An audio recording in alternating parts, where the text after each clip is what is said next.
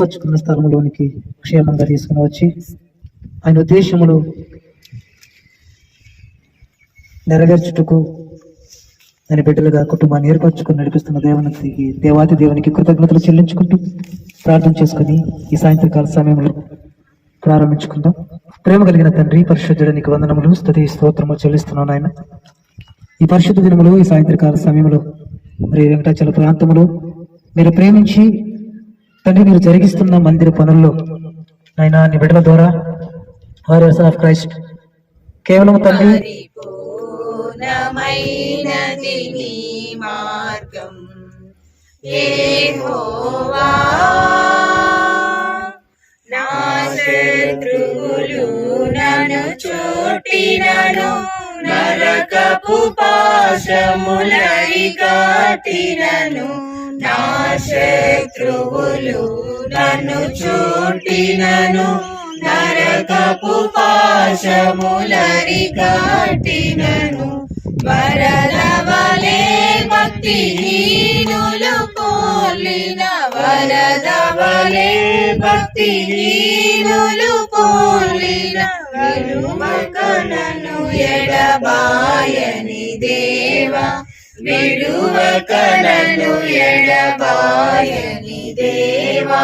యెహోవా నా బలమా, యథార్థమైనది నీ మార్గం. అన్యజనులలో ధన్యత చూపుచు హల్లెలూయా స్తుతి గానము చేసేది, హల్లెలూయా స్తుతి గానము చేసేది. యెహోవా నా బలమా, యథార్థమైనది నీ మార్గం, పరిపూర్ణమైనది నీ మార్గం. తండ్రి చక్కగా కట్టబడడానికి రాబోయే దినంలో తండ్రి అనేక మంది జనులకు ప్రభా ఆశీర్వాదంగా ఈ మందిరం ముందుకు తండ్రి కృప చూపించండి తండ్రి. అయా తండ్రి ఈ మందిరము ప్రభా తండ్రి ప్రభా తండ్రి ప్రయాసతో కాకుండా ప్రభా నీ యొక్క దీవెనలతో తండ్రి ప్రభా తండ్రి నీ ఆశీర్వాదంతో తండ్రి ప్రభా ఈ మందిరంలో కట్టుకుని ప్రభా తండ్రి అనేక సమయంలో సంగతులు మాటలు పంచుకోవడానికి సమయం. హల్లెలూయా. ఇచ్చేసిన మీ అందరికి ప్రభునామములో వందనాలు తెలియపరుస్తున్నాం.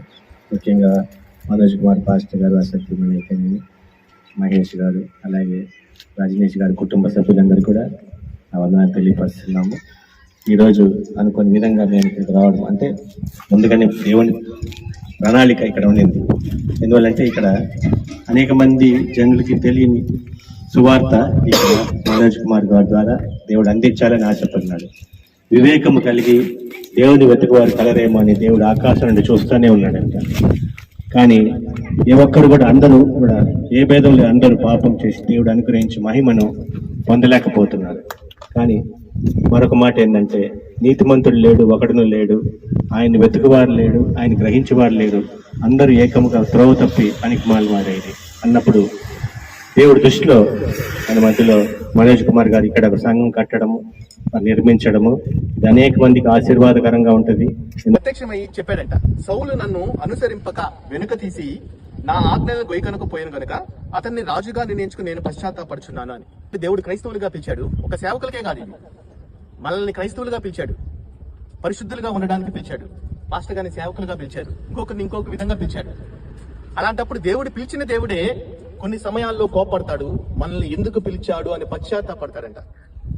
వీడిని ఎందుకు పిలిచాను, వీడిని రాజుగా చేశానే, మనం దహన బలులు ఇస్తాను, కానుకలు ఇస్తాను, నేను అర్పణలు ఇస్తాను, నేను డెకరేషన్ చేస్తాను దేవుడి కోసం, నేను ఇట్లా ఉంటాను అంటే దేవుడు ఇష్టపడడు.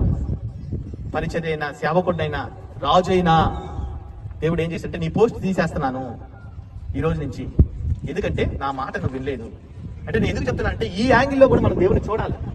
ఎప్పుడు మనం ప్రేమ కరుణ అనే యాంగిల్లోనే చూస్తాం. ఆయనకి ఎంత కోపం వస్తుందంటే మళ్ళీ సౌలు తినడానికి తెచ్చుకోవాలా, ఆ పొట్టేళ్ళు కోసుకొని హ్యాపీగా బిర్యానీ చేసుకుందాము, మంచి మంచి ముక్కలేసి హ్యాపీగా తిందామని అనుకోలే. ఆయన నీకోసం దహన బలి కూడా నీకోసము, దేవుడి కోసమే అని చెప్పినప్పుడు అది కూడా నేను తేలేదు, మంచిని తెచ్చాను, అది కూడా జనులు తీసుకొచ్చారు, నేను కూడా కాదు అంటే దేవుడు దాన్ని యాక్సెప్ట్ చేయటం. సౌలు ఎందుకు పాపం చేసిన క్లియర్గా చెప్పేశాడు. నేను జనులకు భయపడి వాళ్ళ మాట విన్నా, అందుకు నీకు పాపం చేశాను. మనము సమాజానికి భయపడతాం, అలా భయపడి యాక్సెప్ట్ చేస్తాం. వాళ్ళే ఏముందిలే, తప్పేం కాదులే అని యాక్సెప్ట్ చేస్తాం.